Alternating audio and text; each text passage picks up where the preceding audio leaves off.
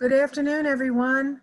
Thank you so much for joining us today, the Education Committee for NAGAP, as we present a webinar on how to develop a great proposal for a conference education center session, pardon me.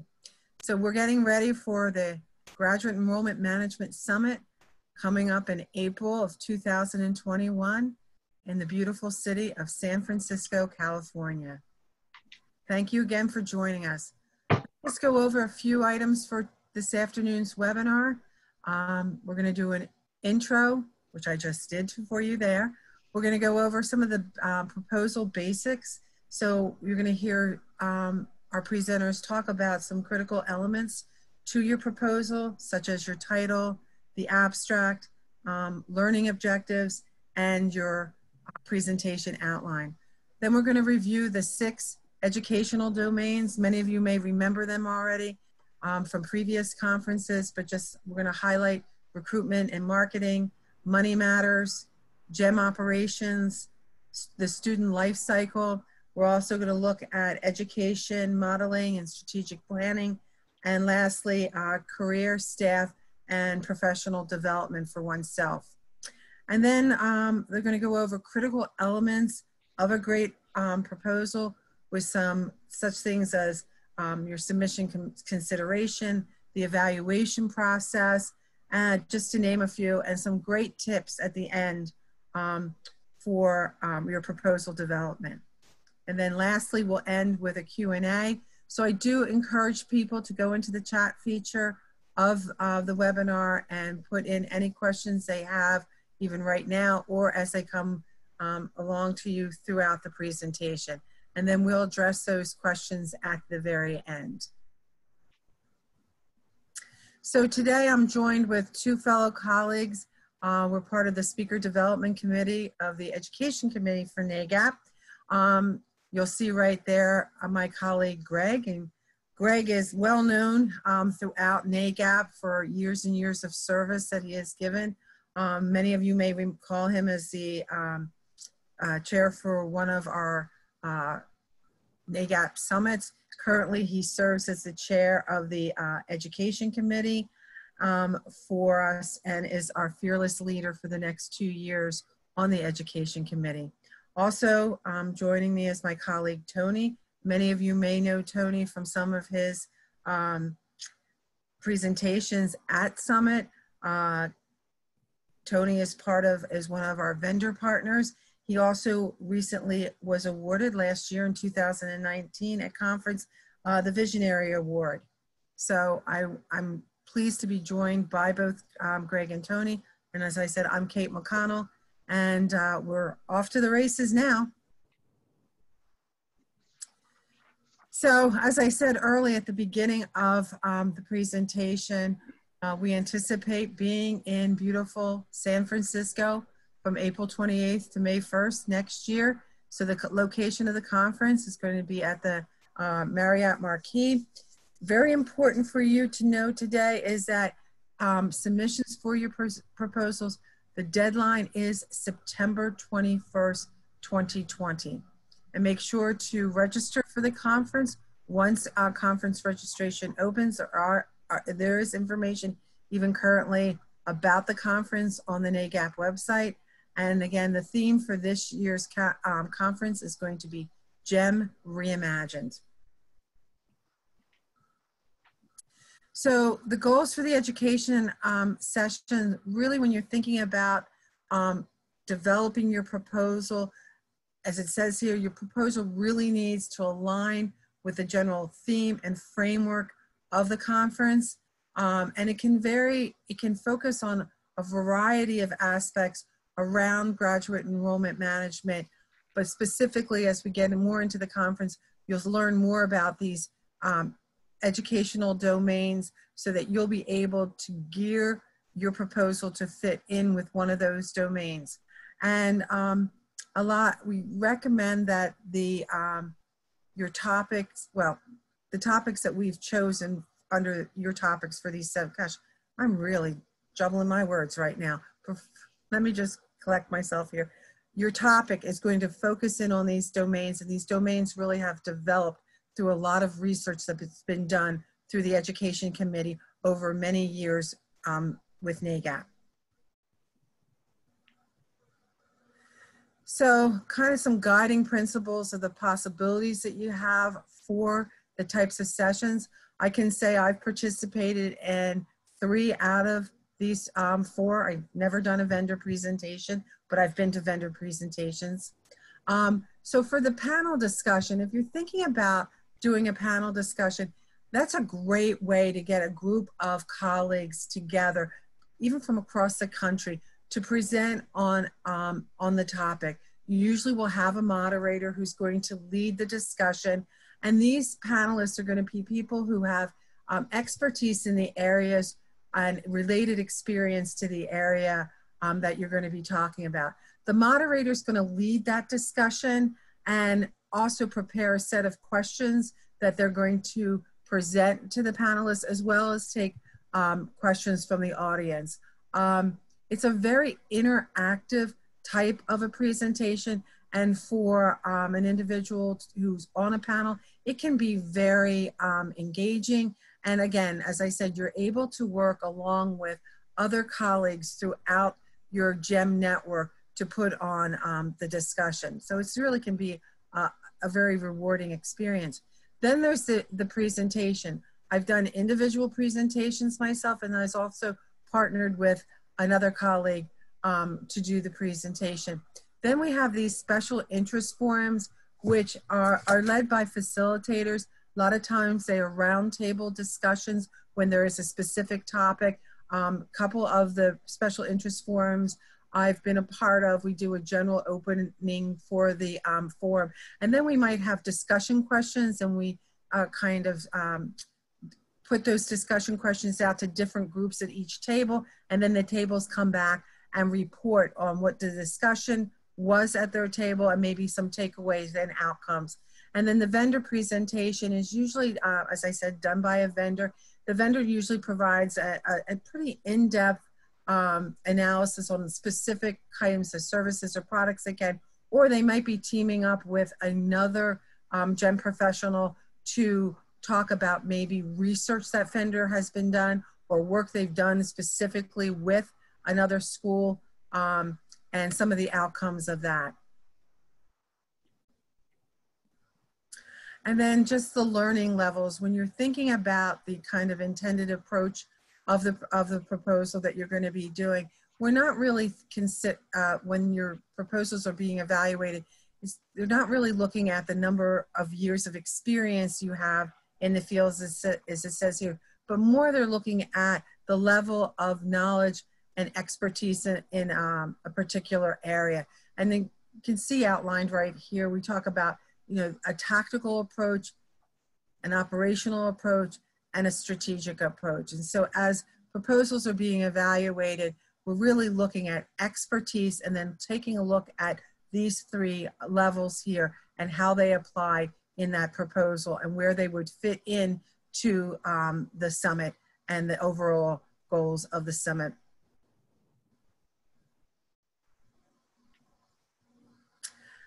And I think I'm turning this over. Am I turning this over right now to you? You are.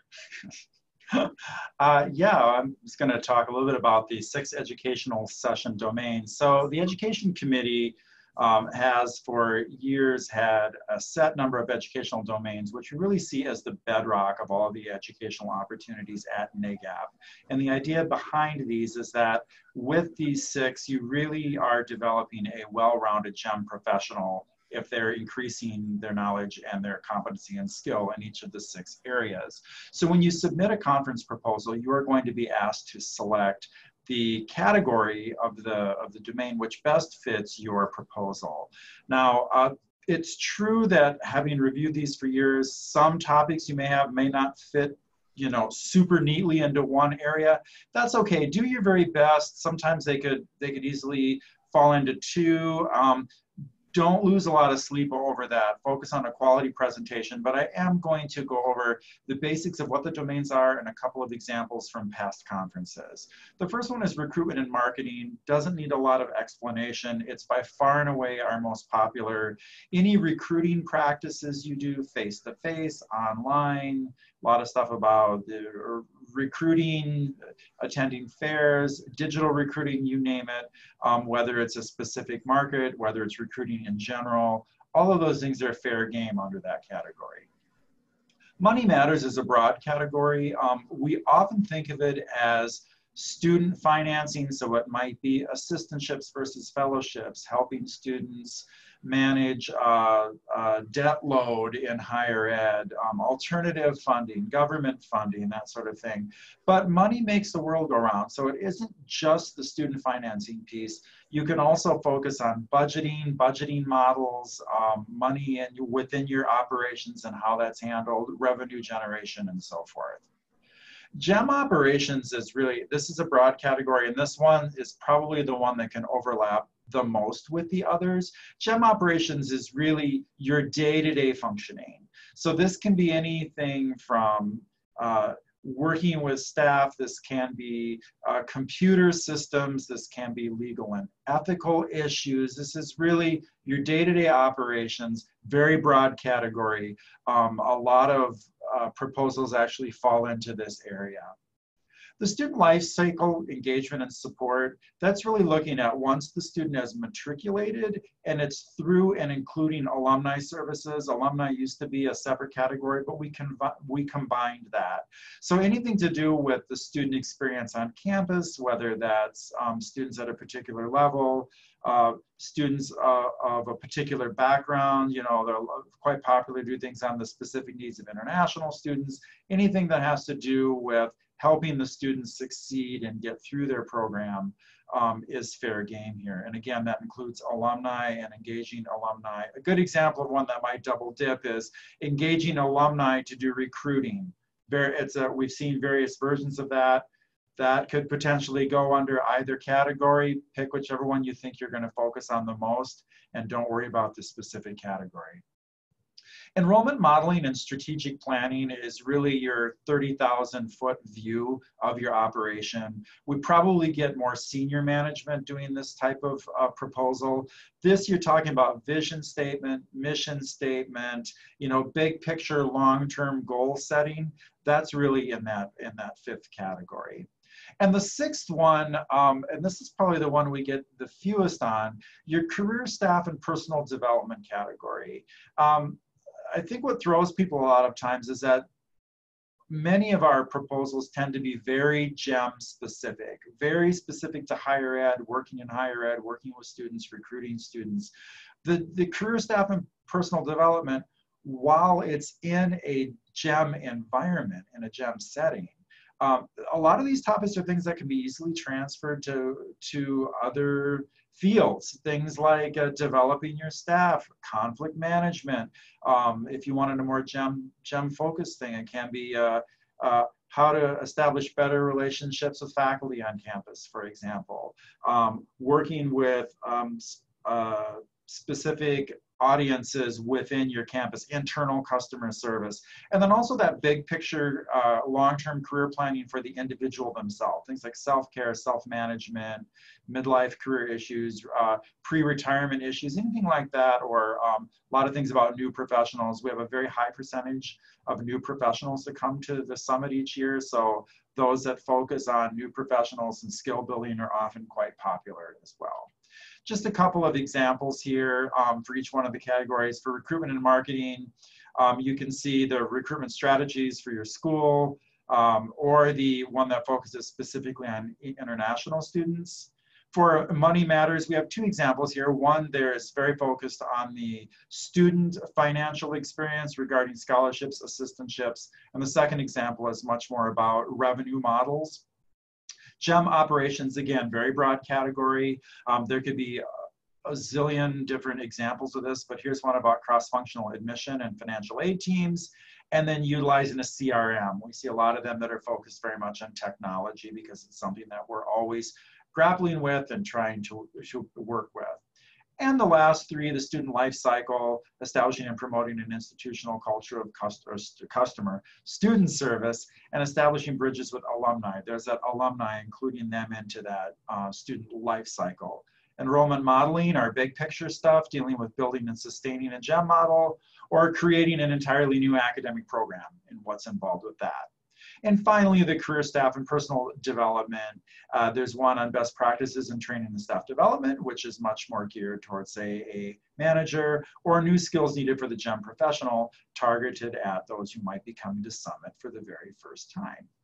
And I think at this point, I'm turning it over to Tony to talk about the critical elements of a proposal. Yeah, so as you're working on your proposal, there are really 4 parts I want to kind of highlight here that we think really are worth spending a lot of energy and focusing on, so that they're crafted well, they read well, they're attractive, and really easy for anybody on the education committee and the conference committee to review and really see the value of what you're putting together.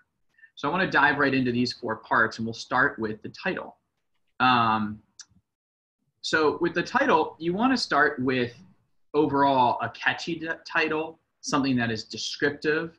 Length is okay, and actually at NAGAP for the summit, we have quite a few titles for presentations that are long, and that's okay to a point. I wouldn't be super afraid of that, as long as it's also catchy and descriptive. If it's long and boring, what we call functional and factual, but not attractive, compelling, and creative, that might not help you. But length can help really set the tone for what it's going to be about. You want it to be accurate.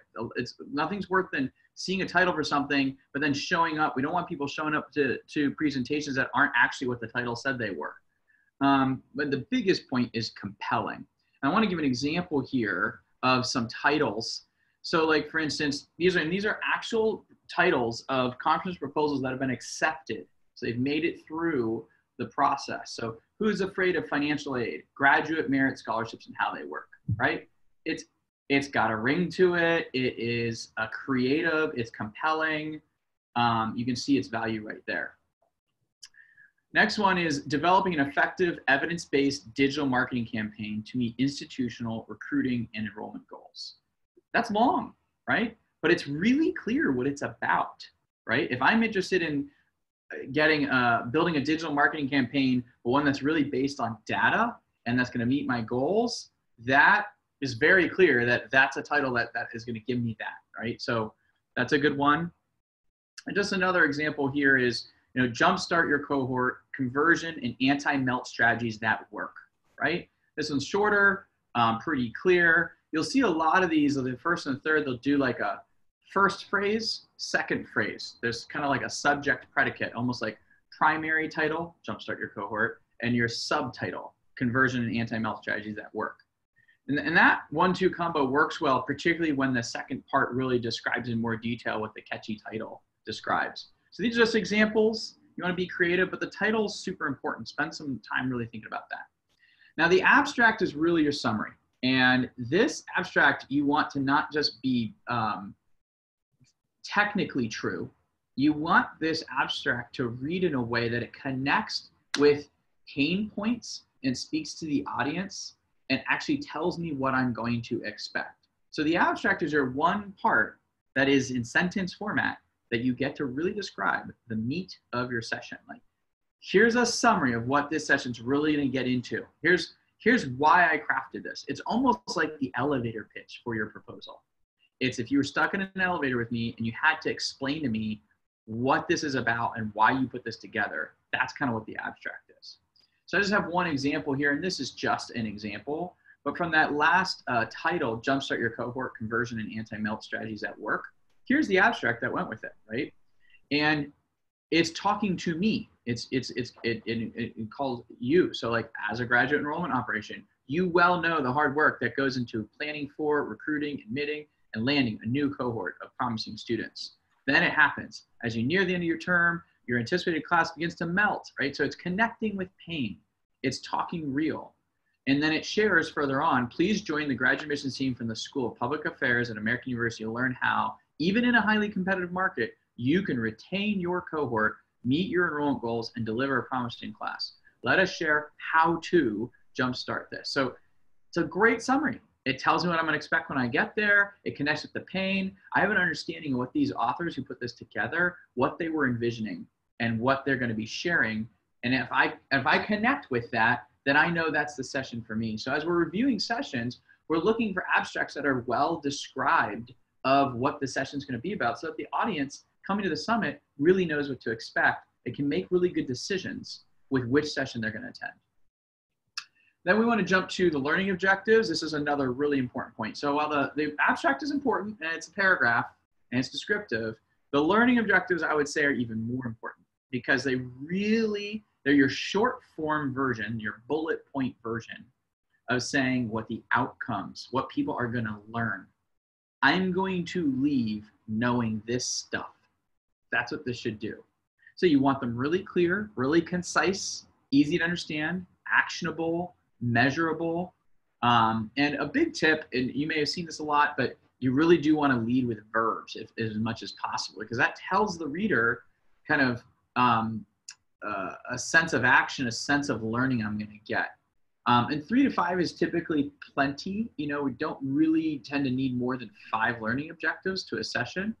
But here's some examples that just listed out of a variety of learning objectives. So you'll notice all these start with action verbs, right? You don't actually have to underline it. I'm just doing this for emphasis. But learn how to evaluate social media tools, or explore how MOOCs will impact the work of GEM professionals, compare and contrast, develop strategies, create plans to monitor and improve student success, determine content and strategy for a new student web page, right? It's very clear what I'm going to get if I were to experience this educational session. Whether it's a panel with presentation, whichever kind it is, this is like the skeleton of it. This is what I'm going to get out of it. So learning objectives are very important. And then the outline. The outline is important to nail, and it's hard. You want to have an outline that really shows the education committee and ultimately the people what to expect as they go through the workshop, the presentation, whatever you're presenting. At the same time, you don't want to give too much detail. So you kind of want to find it somewhere, a happy medium there.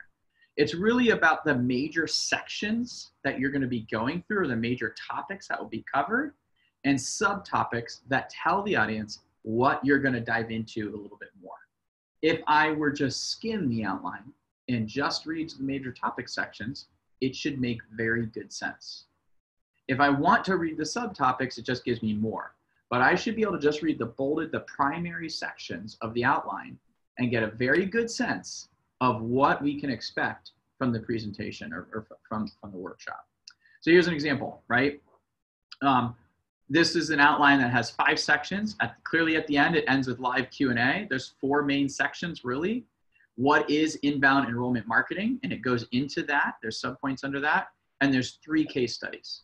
I can see that right at a glance. The first one's lead generation at the top of the funnel. The second case study is prospect nurturing for events at the middle of the funnel. And the third case study is inquiry to applicant conversion at the bottom of the funnel. Do you see there's a poetry, there's a theme to this? These major points build off of each other, and together that makes like the major aspects of this presentation. So this pairs with the abstract. It pairs with the learning objectives. So as I read title, then abstract, then learning objectives, and then I see this outline should completely make sense with everything I've read. If I see an outline and it sounds really different than what I just kind of read before, that's a really big sign that there's a disagreement there, and you really want it to pair well. So this is just an example. Again, it's going to vary based on whether you're doing a panel or whatnot, but you want to give people a sense of what you're going through. And those are the 4 main points of putting together your proposal that are kind of very critical components that you really want to spend a lot of time on and finesse, get feedback on, show it to other people, have them give you feedback that says, hey, I don't really understand what you're saying in point 3. That was really confusing or ambiguous. Or I don't understand this in your abstract. Or, you know, the learning objectives sounded like everything else I've ever been to. Get feedback on it and then make it better. And that's really all I have to share on that. Great, thank you, Tony. We thought it would be useful to outline the specifics of how proposals are evaluated and the process they go through so that you can be really intentional when you're writing your proposal. The first thing is again, and this was alluded to early on by Kate, but the experience of the submitter is important. So do not feel like you have to be a GEM expert. You have to have been in the field for 20 years. You may be fairly new in the field, but have transferred from another field and are just have a lot of expertise in one area. That's fine. You might be fresh out of grad school, but based on your specific training, you have expertise in a specific area. So we will be looking at that, and there is a small place in the proposal where you can enter a kind of a mini bio type thing, so we can get a feel for what your background is and why you might be qualified to speak on the topic. And then we go through, and the key elements are all based on a rubric. So we've got multiple people looking at your proposals on a 1 to 5 point scale. Is it a current, important, and appropriate topic? Are the outcomes there? You know, there's a what, a so what, and a now what. You know, that now what, the applicability is really important. Is it well defined? Again, as Tony was talking about, does it seem clear that you know what you want to say and you know how you're going to say it with specific objectives in mind? And then the presenter qualifications. The evaluation process, as Kate mentioned early on in one of the first slides, the deadline is September 21st. So that's everything was due at that time. For the next 2 months, September and October, the evaluation process begins, and we notify people before the holiday break who has been accepted and who is not. So who evaluates the proposals? Well, we have a team each year. The conference chair and the chair-elect and the education committee chair, or the conference education chair. So 3 people from the conference committee themselves, the education committee chair, that's myself, and the entire education committee members. So we all get roughly 25 to 30 of them, and each proposal is looked at by multiple people. And when we score those rubrics, we're really looking at the average scores from multiple people who review. So it's not like, oh, I didn't care for it or Tony didn't care for it, therefore it has no chance. I mean, we really do, we get multiple people, and they are discussed at length when we're really talking about getting good variety, good quality proposals, of which we get many, many from the NAGAP membership. Things to consider when submitting. When we talked about the 6 domains earlier, the one that we get by far the most proposals on is recruitment and marketing. I think it's safe to say that we are very true to our roots as a graduate admissions organization, and as it's expanded into a more GEM model for the entire graduate enrollment process and management, there are a lot of people who are still very actively involved in and have expertise in recruitment and marketing. But in order to increase your chances, we're looking at a really well-rounded GEM experience. So if you can think about it, the money matters is a topic that we usually don't have as many proposals. The student life cycle and engagement is one that we don't have as many. And finally, the career staff and professional development domain. So do consider if you have expertise, or perhaps you and a group of colleagues can do a panel, or you can do small breakout sessions with there to have a kind of a roundtable type thing. Keep in mind that these are also part of the process, and you can really capitalize on a lot of the expertise within your unit or colleagues from across the country who might make you able to do that.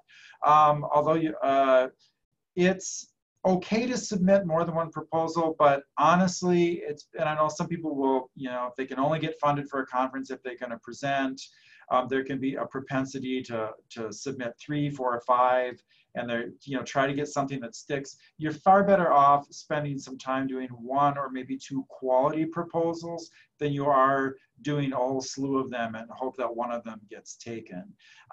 Be specific on the topic and the learning outcomes. Again, Tony went through this thoroughly, but we can't underscore enough that it's important to be clear what you're going to be talking about. If you have a really strong sense, and it's tough because these are due in September, the presentation is until April, you're a busy professional, you may not have thought through all of the details. It is worth really hashing out what what the details of it would be. That's going to give you your strongest proposal. Also, be mindful of your number of presenters. Occasionally, we will see proposals that you're talking 5 or 6 colleagues are getting together, and it's not a panel. It's like 5 or 6 colleagues, and they're each going to do 4 or 5 slides. It's fun to travel together. It's fun to share your expertise together and to share that experience. But do consider the appropriate format. 2, maybe 3 at the max presenters is probably ideal for a standard presentation. Any more than that, you really should be looking at a panel format. Some things to consider if you're not accepted. It does happen every year. The number of proposals, since I've been involved in this for the last 5 years, the number of proposals increases every year, and the quality is really good every year. I think it's safe to say that the proposal process is quite competitive, and that speaks to the expertise we have within the membership. So it is the definition of a good problem, but it's not very fun when you get the email that says your proposal wasn't chosen this year. Do keep in mind that we have a finite number of education sessions each year, and every year we turn down perfectly good proposals. There is nothing wrong with them. We simply do not have the number of slots that we would need in order to have all of the worthy proposals accepted. So do keep that in mind. It is not necessarily strictly because of your quality or because it was lacking something. And you know, I know it's easy to think of NAGAP as we're all about the conference. We enjoy the conference. For many of us, it's the highlight of our professional year. But NAGAP is a year-round educational experience, and we're on the education committee. We're working to expand those offerings. We offer 2 webinars a month. We have the Perspectives magazine, which you can write for. There are opportunities to be involved with our monthly podcasts. And also, we have a lot of chapters that are active and offer very good educational sessions. So there are ways that you can be engaged. And we are looking at proposals from past years that were high quality, and even though you may not have been chosen that year, you may get a random phone call from somebody on the education committee saying, hey, we think this is a hot topic. We have a state chapter who is really interested in picking this up. Would you be willing to present virtually or at a drive-in conference regionally? Or it might be one of our topics for one of these webinars that we do each month. So there are a lot of other opportunities. The education committee, we do have a speaker development committee. We are here to help you to massage. We like to kind of massage the topics. We like to get you hooked up with the right medium, because we are all about sharing expertise. And so if you're willing to share it, we're gonna do our best to pick up on that and see if we can all learn together and grow as GEM professionals. And at this point, I guess we can see if we have any questions. So Greg, we don't have any questions at this time. Okay. Perfectly fine. Does Tony or Kate have anything else to add after the presentation? Just if you guys had any other comments. It's Kate. I'm just going to make a very selfish commercial for anyone who's interested in working with the Perspectives team. We're always looking for people to write articles for us. And so I would highly encourage you to reach out to any of the committee members for that, because it's a great opportunity to take your expertise and present it to the whole entire membership through Perspectives. So there's my commercial. Yeah, that's great. And I would just piggyback off that. You know, this is a really challenging time for all of us because of the pandemic in many ways. And I think NAGAP, you know, we all don't know exactly how everything will pan out, but we do know that we're at a time of facing challenges where a lot of traditional economies and stats and numbers just don't happen like normal. And what that does is it throws a lot of our instincts off. So now more than ever, do I think NAGAP needs great content and great presenters. And we're all trying a lot of things, and you may be working on something now and it's still too early. I would encourage you to even consider putting together a proposal for something you're in the middle of, because I think there's going to be a big hunger, whether it's at the summit or in some other format like perspectives or a webinar. There's going to be a real need for the community to come together and to share what's working and what's not. A lot of numbers and a lot of standards and normal metrics are going to be thrown off because of this changing time. And as we're jumping right into the third decade of this century, this is the time where NAGAP's content and the sharing of that content and the learning that happens there is really going to be needed and utilized. So I think there's never been a better opportunity to submit a presentation proposal right now. Even if it doesn't end up making it for the summit, there are so many other ways that NAGAP's going to be exploring and getting content out there. These presentation proposals are essentially your little summary of what you could share, what you could present on. And not all these have to be case studies from years ago. They can be about things you're working on right now. And I just think this is a really good time to submit that. So very excited to see more presentation proposals come in and see what people have to share, because that's really what makes NAGAP grow. Great. And if there aren't any questions now, this is being recorded. If you are watching this as a recording and you want to submit a question, it spurs your thinking a bit. I really invite you to reach out to any of the three of us, anybody on the education committee or anybody on the conference committee can steer you in the right direction. We're here to help you. When we get solid proposals, we all win. So we are available at any time to help you with the process between now and the deadline, which is September 21st. Sounds great, you all. Thank you all for presenting.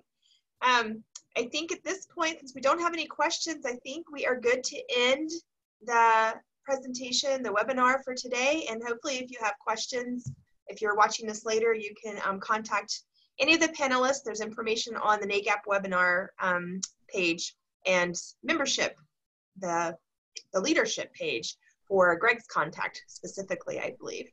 So, well, Kate, Tony, and Greg, thank you all so much. You guys have a great day. Thanks, Tracy. Thank you, Tracy. Yeah. Bye-bye. Bye.